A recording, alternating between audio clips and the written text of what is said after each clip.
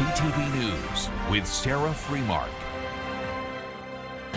Yeah, it's foggy. It's kind of like you see nothing for a little bit like up there. Yeah.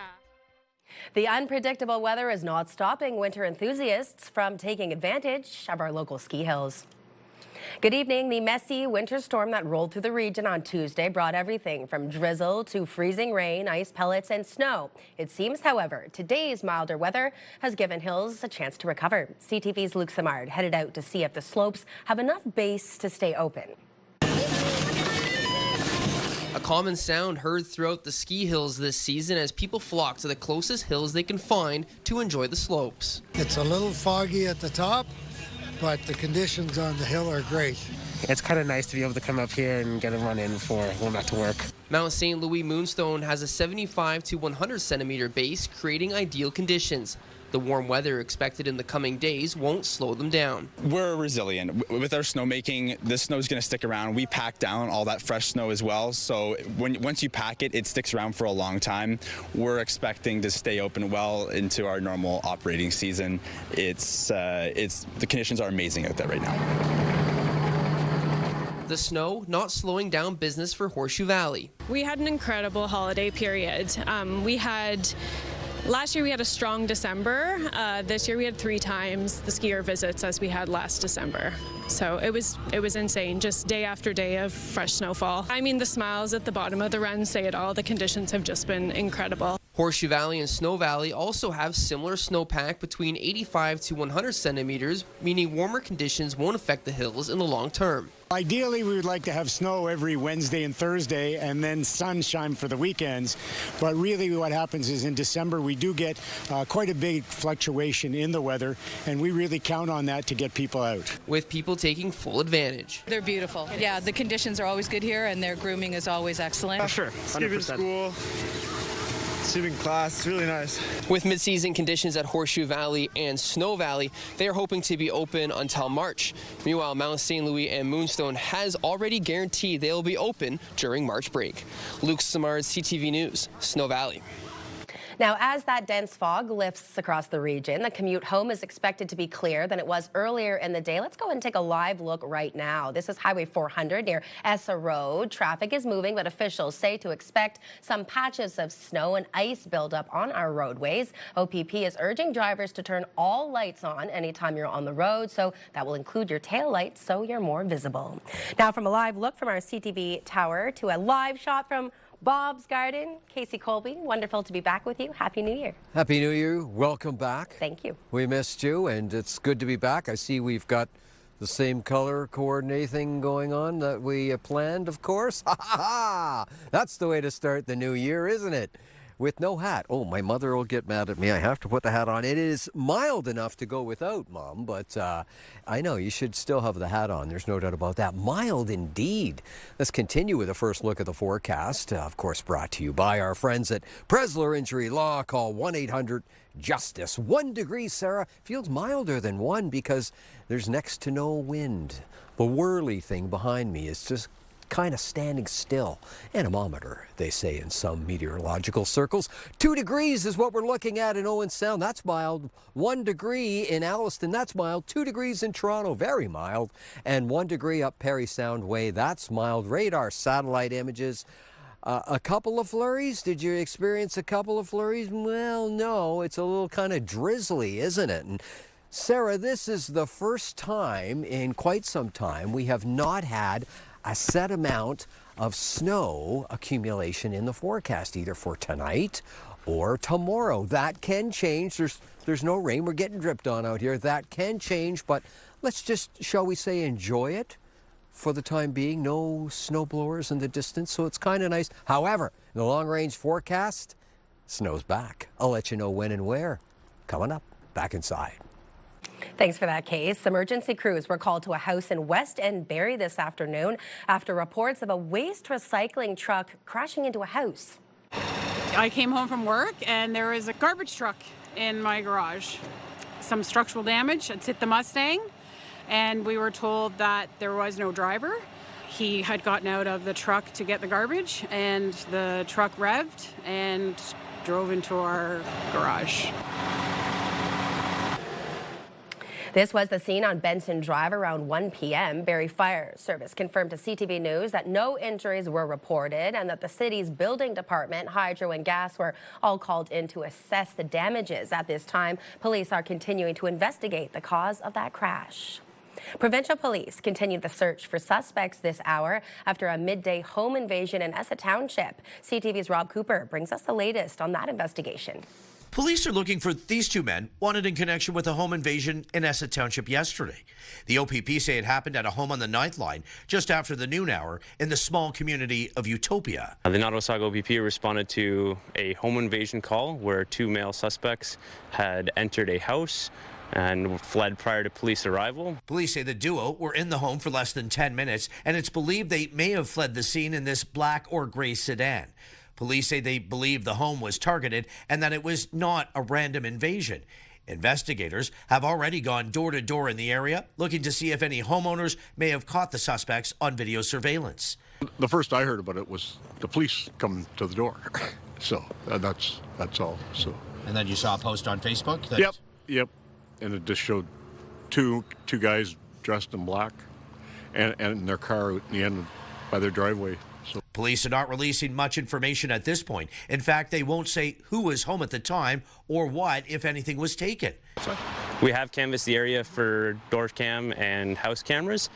We are asking the public if they have been in the area, have noticed any suspicious activity, or if they have dash camera or ring cameras we may not have canvassed for, to come forward and call the Nottawasaga OPP. Independent of this targeted invasion, police say this is a good time to remind people to protect their home and try and deter would-be thieves from targeting them.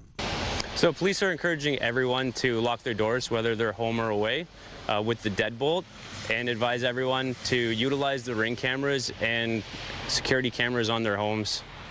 Now, police are asking property owners with exterior video cameras to consider registering with the CamSafe program. That will allow police to identify which homes have video cameras that could assist in any potential investigations. To do that, simply go to camsafe.ca. Rob Cooper, CTV News, Alliston. And now to York Region, where police there are investigating after shots were fired at a home in Richmond Hill for the second time. CTV's Mike Walker brings us those details. Multiple gunshots fired at this large unoccupied house in Richmond Hill. A bullet striking the door of a security vehicle parked in the driveway. Police say a security guard inside that vehicle wasn't injured. It's scary. It's a very peaceful neighborhood. Investigators say this was a targeted drive-by shooting that happened just before 5 this morning at the large house on Bryson Drive. Two or more suspects in a gray Honda SUV drove by the house on Bryson Street and shot at the residents. This is the second time in 3 months shots have been fired at this home. Police say there was a similar drive-by shooting back in November.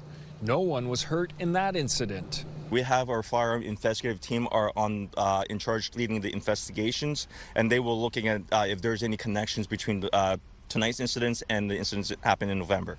Neighbors say the boarded up front door is from the first shooting incident. Many tell us they don't know who the owner is. And at this point, police have not revealed a motive for both incidents. Not coincidental that somebody drives to the same place to shoot at it.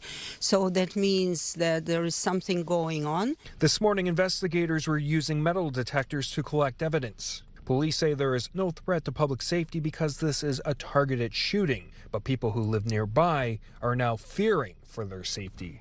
But this is scary, of course. There's a lot of kids living around this neighborhood. Honestly, I don't want to go out because I don't know when it can happen again. The crime rates have definitely gone up, right, in the past little while. And especially sensational incidents like this. I don't feel good about it. There are several security cameras at the property, as well as nearby gated homes. Footage investigators are combing through to identify the suspects. Mike Walker, CTV News, Richmond Hill.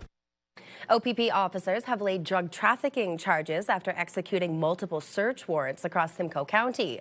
Police seized suspected cocaine, cash, a vehicle, and drug paraphernalia. A 49-year-old man from Wasaga Beach and a 26-year-old man from Midland are now facing multiple charges.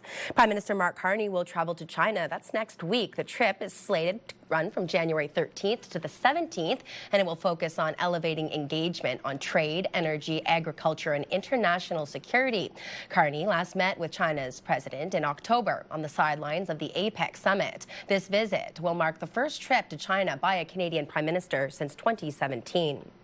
A new report is predicting that Canada's economic growth will slow down this year. Deloitte Canada's chief economist forecasts a 1.5% drop, but is optimistic the economy will gain momentum through the second half of the year. Experts suggest key trends to watch include trade and investment, with a review of the Canada-US-Mexico Free Trade Agreement scheduled for July. Canada's office vacancy rate has fallen as more companies scale back hybrid work arrangements. According to the new report from commercial real estate firm CBRE, the national office vacancy rate fell to 18% at the end of 2025, down from 18.7% in 2024. That's the first drop since the pandemic. Big banks and the Ontario government have pushed staff back to the office, while landlords have reduced vacancies by converting or demolishing buildings. Metrolinx has expanded free transit for those who serve. New this year, all veterans and Canadian Armed Forces can ride the Up Express for free all year round. The expansion builds on an existing program that already offers free year-round travel for military members across all GO Transit services. Riders simply need to show a valid military or veteran ID. WestJet is in the process of redesigning some of its fleet, and passengers say it's encroaching on their legroom. CTV's Heather Wright spoke to passengers about the high-altitude squeeze.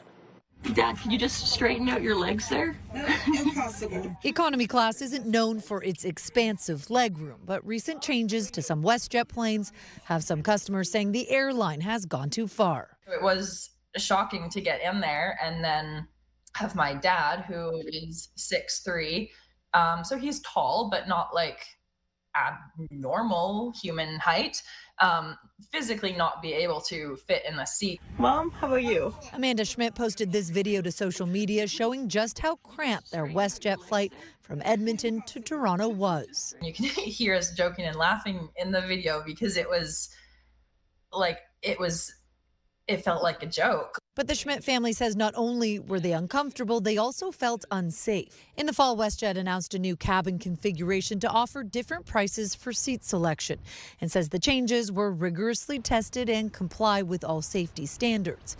The airline says the new configuration allows the carrier to keep airfares low. To continue to do so, we need to try new products. These aircraft accommodate an extra row by varying seat pitch between 38 and 28 inches. But some passengers say just because an airline can reduce legroom doesn't mean they should. It's gotten worse, actually. Yeah. No, we were very uncomfortable flying out with them. While others say they feel airlines are nickel and diming passengers on everything from legroom to luggage. If there's too many little fees, it's better just to go with a different airline.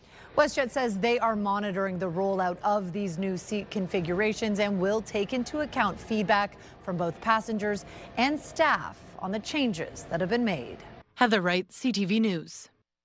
Here at home, it's a major milestone for the group that's represented local businesses for a century. That's the Barrie Chamber of Commerce. Staff are planning a year of celebrations. Now, with a look at the organization's long history, let's go to CTV's Jack Morris. Jack, good evening to you. Good evening, Sarah. Well, the Barrie Chamber started all the way back in 1926. Things around here looked a lot different then. Most of the roads were still dirt. It'd be common to see a horse and buggy, and the fastest way to get to Toronto was the train. 100 years of change is what the Chamber is exploring as staff, businesses, and board members celebrate their centennial. They put out a call for artifacts, pictures, and stories from their long history.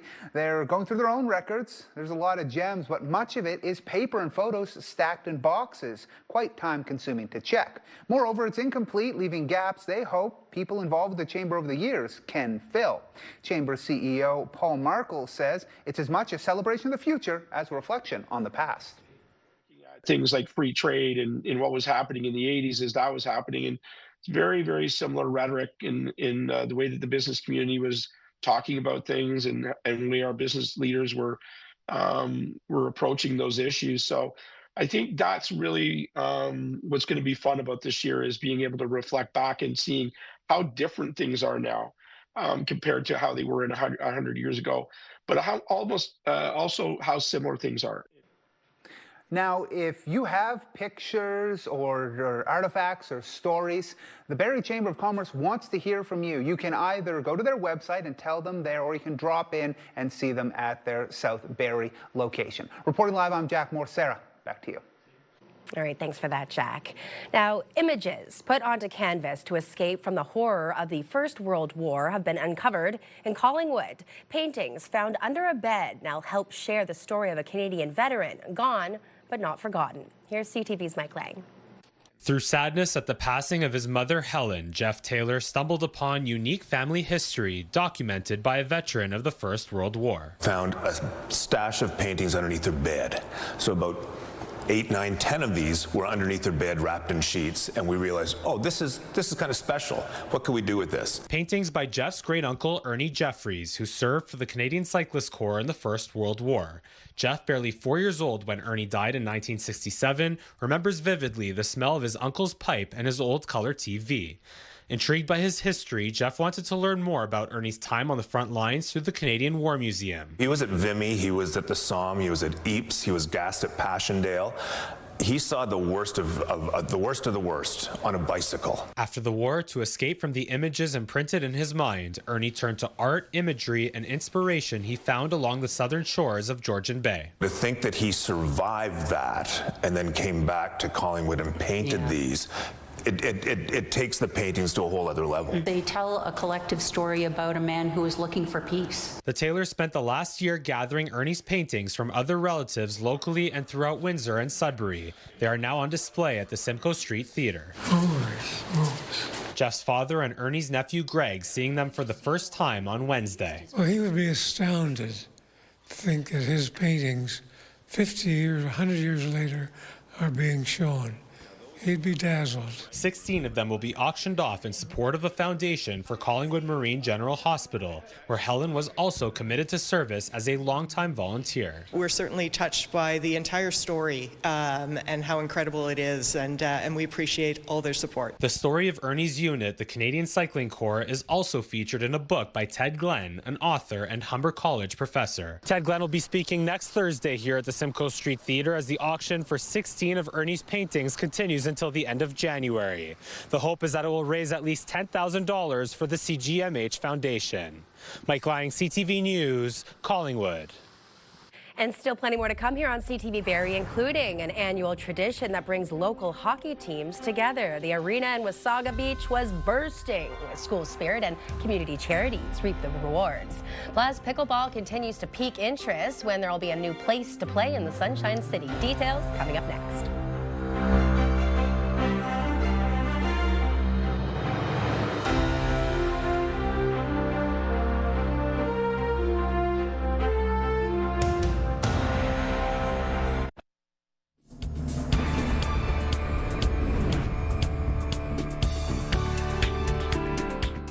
Thanks for staying with us. Hockey skills and school spirit took center ice today at the Wasaga Stars Arena for the second annual North Simcoe Cup.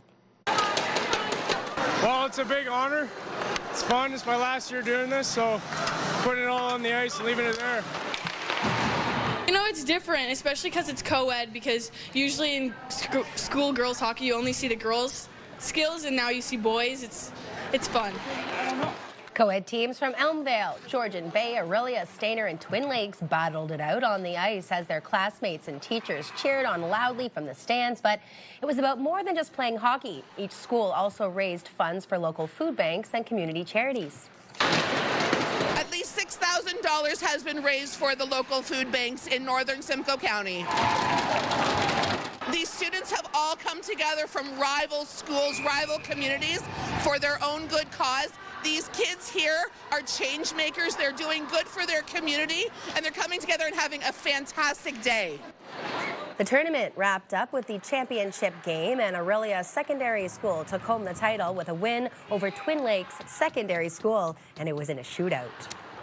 Some exciting news for Aurelia sports fans. A brand new indoor pickleball entertainment complex is coming soon. It's called the 11 Sports and Social Club, and it will be 10,000 square feet. It will have 30-foot ceilings and state-of-the-art pickleball courts, complete with video replay for those close calls. But this is about more than just pickleball. It's designed as a social destination, hoping to bring sports, fun, and community together under one roof. Other sports such as badminton, volleyball, indoor soccer, yoga, high-intensity training classes, etc., and then other non-sport events. So think about kind of movie nights, streaming live sports. So we have the World Cup coming up in Canada and North America this summer.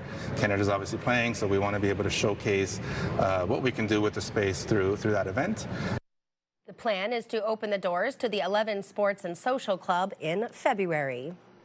It has been a meaningful day for one of our own. Here at the CTV station, reporter and videographer Rob Cooper went back to school at St. Peter's Secondary in Barrie to speak with some grade 10 civics students about the broadcast industry. Hopefully I can say or register with you in any way that's, whether it's broadcasting or not, that gives you an idea for you guys to follow your dreams and do whatever industry you think that it is you might want to do. Great job moving around, by the way, pal. Make sure you get my good side. That's the number one. Rob gave some students the chance to use his camera to record his talk, offering a hands-on experience for aspiring broadcast media students. They also had the opportunity to ask questions and learn more about a potential career in the industry.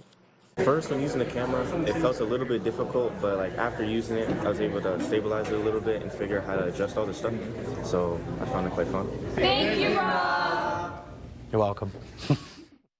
Yes, and Rob added that he had a great time and was impressed by the thoughtful questions from the students. They say they enjoyed meeting Rob in person, and some may take him up on his offer for a station tour in the near future.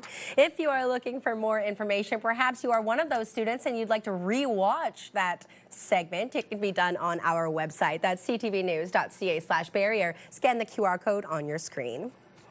Coming up next, Canada's best figure skaters are competing for their chance to represent our country on the international stage. More on that, but right now let's head outside. Case.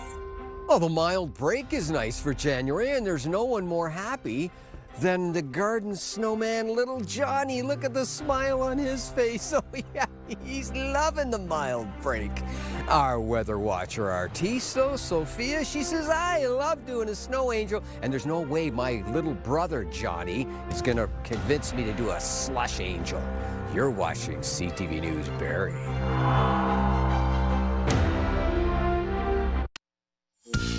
Picture this. Brought to you by Bounce 104.1 and Pure Country 106.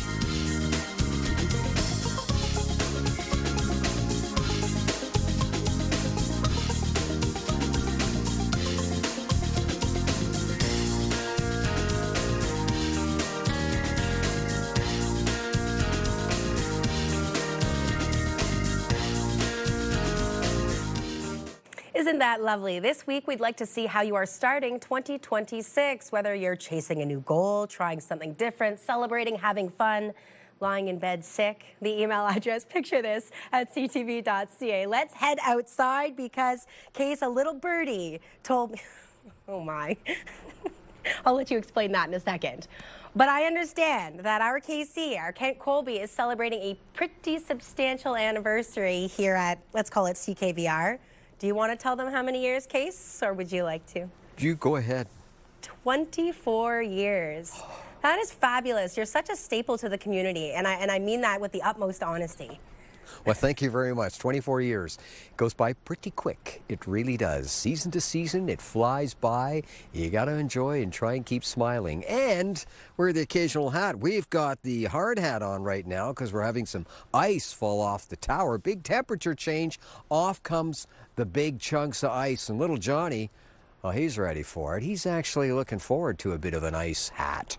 He's got a beautiful one on now, though, doesn't he? And a hat for every season, that's what's required. And it really has been a myriad of forecasts. Let's just say that and get right into it as far as what we're looking at right now.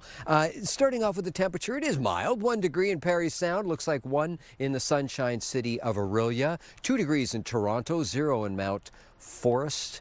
2 in Owen Sound, and call it 0, holding steady at 0 in Collingwood. Almanac for today.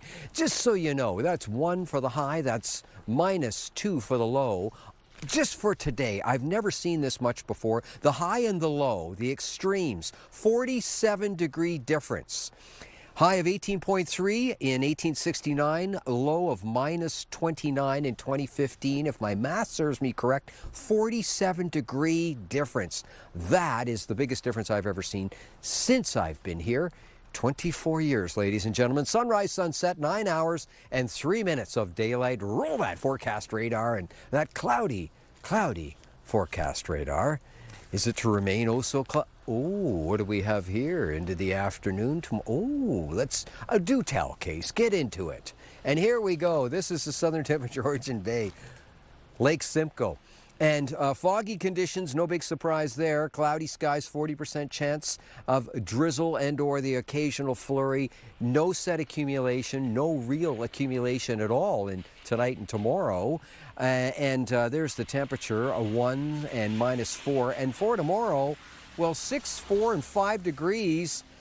A peak of sunshine, way more cloud than sun, but some sunshine, and the fog takes its time getting out of here first thing tomorrow morning on your way to school and work. Keep that in mind. This is Orangeville, Bradford, Georgina, Newmarket, Richmond Hill. -1, -3, cloudy, 40% chance of some drizzle. Remaining drizzle, a couple of flurries, mainly cloudy skies though, certainly. And then for tomorrow, sun and cloud, more cloud than sun, 5 and 7 degrees above the freezing mark. So yeah, this is our thaw, the start of our thaw. Parry Sound, Huntsville, Bracebridge, Gravenhurst, Haliburton, -1, -3. Fog permeates our entire area. Cloudy skies, there's a slight chance of a little freezing drizzle and or some flurries this evening. And then for tomorrow, 4 and 5 degrees above the freezing mark. Sun and cloud mix, the most or the greatest chance of sunshine, the greatest amount of sunshine, the further north you go. That's tonight and tomorrow. Now time for the Diamond and Diamond Lawyers 5-day extended forecast, and it looks like this. Here we go, into the weekend. Or the start of the weekend. Friday looks like cloudy skies and shower activity returning. 7 degrees, ladies and gentlemen. Saturday, mixed precipitation, 2 and -4. That's the high, that's the low. Sunday, we're back into the snow, where a 60% chance thereof. And Monday, cloudy skies, slight chance of a few flurries and -2. 5-day extended forecast, York region. Have a look. 9 degrees, just short of double digits on Friday. Rain, rain, rain. And then Saturday arrives and cloudy skies, a little more rain coming our way. 2 degrees for the high. And then things start to cool off. -2 on the Sunday. Slight chance of some snow flurries coming down. Back into the sunshine. Monday and on Monday for a little sun cloud mix and -1 for the high. Muskoka, Parry Sound, Haliburton, rain on Friday and 7 degrees for the high. It looks like a rain-snow combination on Saturday. 0 is where we are. We're looking at that freeze overnight on Friday. We're going to keep that in mind. That could be interesting. And then Sunday arrives, a 60% chance of a few flurries, -5, and -2 on the Monday for cloudy and a 30% chance of flurry activity. And just so you know, Sarah, this creativity for little Johnny, our snowman, Davy Doll, we salute Davy Doll. He's got a helmet on too, I might add. Funny, funny, funny. Back inside. What a team. Well, I'm already looking ahead to the weekend, and there are plenty of events happening around our region. For more, let's go to Bounce 104 morning show host Martin Van Coy. Here are your listings. Hi, I'm Martin Van Coy for Bounce Radio, and these are your weekend events for Pure Country 106 and Bounce 104.1. Kicking things off, Barrie's Top Chef competition is back. It's happening Saturday, January 10th at Liberty North in Barrie. 7 local chefs will battle it out for the title in this exciting culinary competition. It's a night of exceptional food, creativity, and community spirit. For more details and ticket information, visit localicious.ca. From showdowns to show tunes, it's cabaret night at the 5 Points Theatre in Barrie. It's put on by Kempenfelt community players, and it's also this Saturday, and the theme this time around is something old, something new. It's featuring some incredible local performers in an intimate cabaret-style setting, and it is the perfect night out for music lovers. So grab your tickets and learn more at KempenfeltPlayers.com. Also, don't miss the Orillia Hawks Girls House League tournament that's running Friday through to Sunday in Orillia. Teams from across Ontario will compete in divisions from U9 all the way up to U18. Each team is guaranteed at least 4 games, and fans can enjoy on-site vendors to make it a full experience. Details are available at OrilliaGirlsHockey.com. And lastly, for the tech enthusiasts, the Banting Robotics team kicks off their season on Saturday at the Banting Memorial High School in Alliston. They've been busy expanding programs into local elementary schools and will host a major competition on May 9th. You can also catch them at McMaster University on March 20th and the Georgian College on May 28th. You can learn more about this cool event at banting7200.com. Those are your weekend events for Bounce 104.1 and Pure Country 106. The country's top figure skaters have gathered in Quebec this week to compete in the Canadian National Skating Championships. Now it's all leading up to Sunday when Team Canada will announce which skaters will be competing at the Winter Games. CTV's Peter Sperling has more. There's excitement on the ice in Gatineau. And I'm so excited to compete here. Figure skating champion Leah Cho looking forward to competing at the 2026 Canadian National Skating Championships. My favorite part of competing is showing everyone how much I love this sport, and it's just performing and jumping. The event taking place this year at the Slush Puppy Center. This is the biggest event of the year for us. You know, this is a junior and senior competition. 300 athletes from across the country competing in singles, pairs, ice dance, and synchronized skating. Now, if you want to get up close to the action, there are several events every day this week, with many looking forward to Sunday when we find out who will represent Team Canada at this year's Winter Olympics. Nationals is always a big deal, but every 4 just gets a little more attention. We just appreciate seeing the figure skating in person. For Kathy White, who drove from Toronto, attending is a tradition. We've been coming to the Canadian National Figure Skating Championships every year since 1992. I'll tell you, there's some awesome signatures on this. Tom Ray not here to add autographs to his flag, but cheer on skaters. You know, if we run into some, that'd be great, but no, it's not really that I'm trying to get more signatures. I want to wave it for them. Goals and excitement for fans and athletes. I think I did very well. This was my best skate of the season, so very good timing on the national stage. I really hope I could see myself competing in the Olympics one day, and also competing at Worlds and representing Canada. Peter Sperling, CTV News. And speaking of the Olympics, Tim Hortons is ready to brew up support for our country's Olympians. For the first time, the restaurateur is partnering with the Canadian Olympic Committee, signing an 8-year deal. This will see athletes, coaches, and family members receive Tim's coffee while they're in Italy for the Winter Games next month. Now here, back home, customers will see Olympic-themed packaging. Still to come, a look at top jobs in the country, from trades to medical. These are expected to be the most popular positions in the year ahead. Plus, we'll recap tonight's top stories. You're watching CTV Barrie.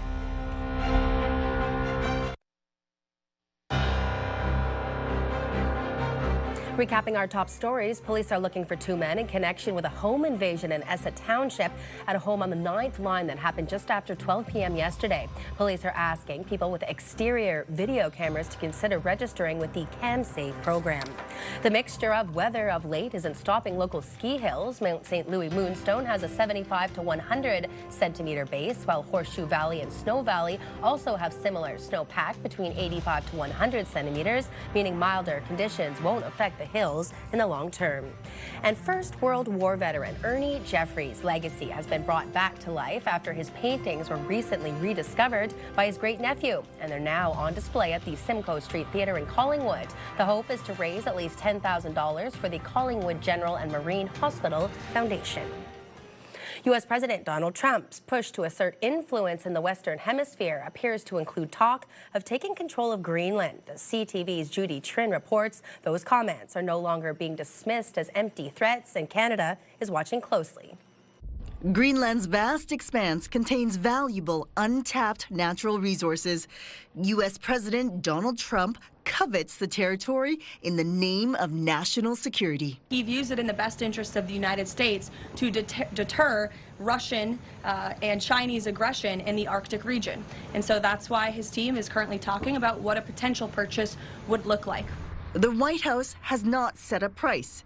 It prefers to acquire Greenland through diplomacy, but will not rule out using military force. Greenlanders like Inuit activist Aju Peter fear Trump will attack her birthplace, like he did in Venezuela. It startled me.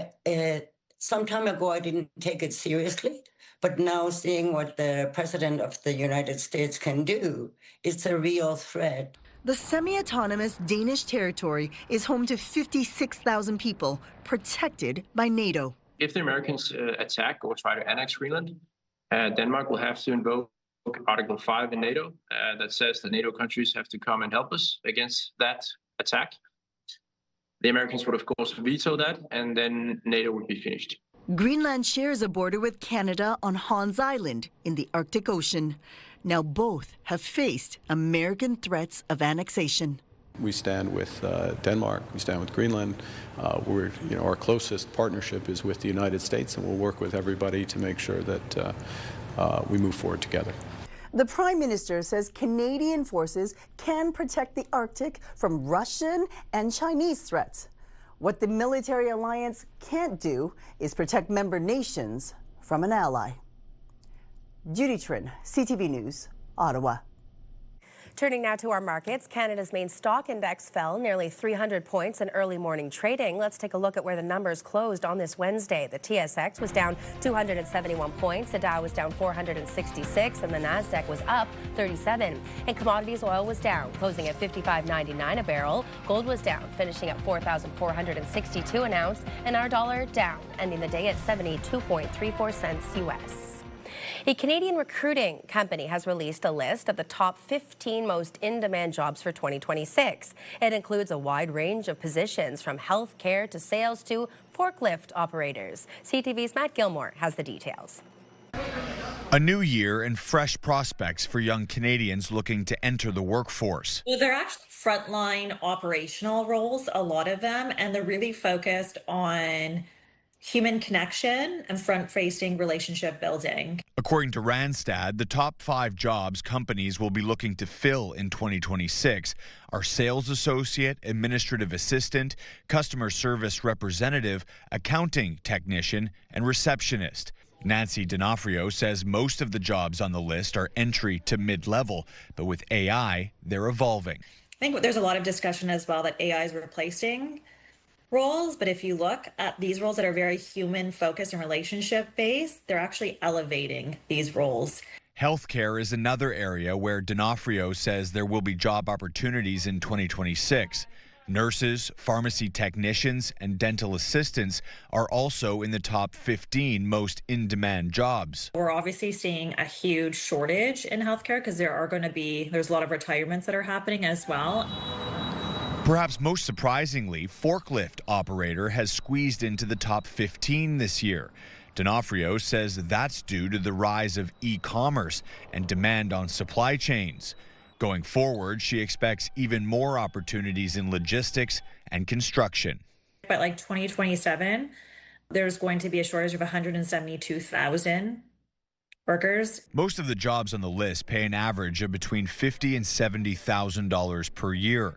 Economist Moshe Lander says that's a decent starting point for young Canadians, but still low compared to Canada's cost of living. Is that going to get you an affordable cost of living? And most Canadians at $50,000 to $60,000 are going to say, no, it won't. That's why he says it's important to look for jobs with opportunities for growth. If it's merely something to pass the time between 9 and 5, Monday to Friday, it's going to be really hard to get those above inflation wages because your productivity is just going to stagger. Food for thought for the many young Canadians preparing to enter the job market, nervous about their chances of getting ahead.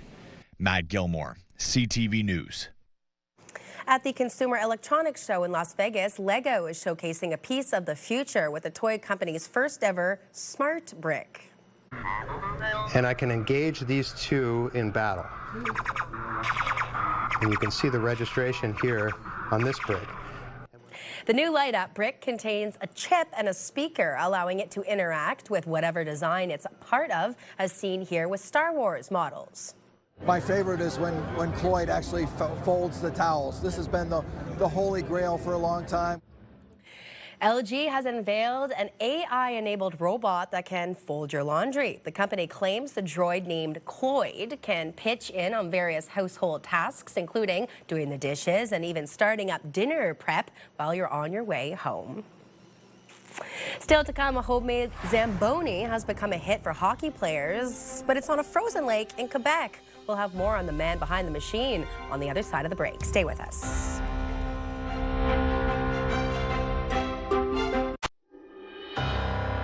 Time now to take a look at your Wednesday night primetime lineup. The Rookie is at 8 and 9 p.m., followed by Criminal Minds at 10 and CTV News Barrie at 11. The Toronto Raptors will look to try and secure a third straight win when they hit the court tonight. Here's Ingram spinning around, creating all net. Team is coming off that Monday night victory against the Hawks that saw Brandon Ingram score double figures. Tip-off against the Charlotte Hornets is in just a few moments. Keeping a backyard rink in playing shape can certainly be tough throughout the winter, but one Quebec resident has found a solution. CTV's Dave Charbonneau brings us a look at this homemade Zamboni. And in 2010, I decided to start doing a skating rink on the lake. For Chris Flynn, building a rink on Long Lake in Mayo, Quebec, northeast of Gatineau, has been a labor of love for more than a decade. But keeping the ice smooth wasn't always easy, until now. The last year, year or two, Stefan has helped me to take it to another level. That next level came from his neighbor, Stéphane Dehaye, and a machine he built by hand. What we like about it, it's the same shape as a real Zamboni. The project started with old equipment and a lot of problem solving. I had an old lawnmower machine, and I start from there. The homemade Zamboni uses hot water, just like the real thing, making a big difference. The result? Smooth, glistening ice. We're able to use hot water, which cures and repairs the ice better than cold water. The machine even rolls out between periods, turning a pickup game into something straight out of an arena. So it's everyone's true dream. In between periods, this miniature Zamboni came and did the rink. The video of that moment has now gone viral, but for Dehaye, the payoff is much simpler. It's a lot of work to maintain the rink on the lake, but every time we got people using it, it's a reward for us. A homemade Zamboni, a backyard rink, and a neighborhood project that shows just how far Canadians will go for the love of the game. Dave Charbonneau, CTV News. Speaking of technology, in case you saw that AI robot that will complete tasks for you. If I had the robot, I would get him to bathe my cat. You see these scratches right here? Have you ever tried washing a cat? I might never do it again. Okay, I might want him out here, or her, we'll get the correct pronunciation, terminology correct, to maybe clear a little snow. Not a bad idea. What do you say, Johnny? Fine idea? I think Johnny's on board Johnny with that, wants to be cleared away as long as it doesn't include him. That's right. And the get up and go forecast, well, that's going to clear some away. Let's take a look as far as the snow goes. First thing tomorrow morning, well, partly cloudy skies certainly in Barrie. It looks like we're just below the freezing mark at -2. In Newmarket, partly cloudy and -1. And as we venture to the northern part of our viewing area, mainly cloudy skies at 7 o'clock in the morning in Gravenhurst and -3. From Johnny and everyone, Davey Doll, everyone out here in the garden. Sarah, take it away. Now I'm being asked why you need to wash a cat. Is that not a thing? I thought that the cats needed a bath. Thanks so much for joining us on this Wednesday. I'm Sarah Freemark. It's a real pleasure to be back with you, and Jack will wrap things up tonight at 11. Take care.